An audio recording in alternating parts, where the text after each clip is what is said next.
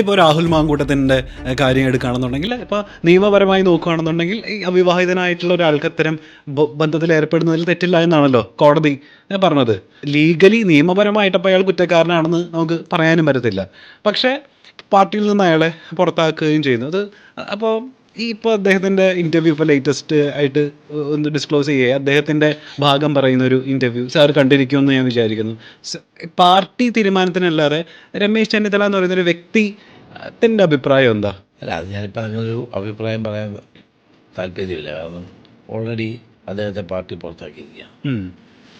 അതവിടെ നിൽക്കട്ടെ. നമ്മളിനിയിപ്പം അത്തരം ആ വിഷയത്തിലേക്ക് ഞാൻ കൂടുതൽ പറയാനായി. ഓക്കെ, ഇതിനിടയിൽ അദ്ദേഹമായിട്ട് എന്തെങ്കിലും രീതിയിലുള്ള ഫോൺ സംസാരം എന്തെങ്കിലും? ഞങ്ങൾ വെച്ച് കണ്ടായിരുന്നല്ലോ. അത് ചങ്ങനാശ്ശേരിയിൽ നെസസ് പരിപാടിക്ക് പോയപ്പോൾ അവിടെ വെച്ച് കണ്ടിരുന്നു. ആളുകൾ പറഞ്ഞ് ഞാൻ കാണാതെ പോയി എന്നൊക്കെ പറയാൻ ശരിയല്ല.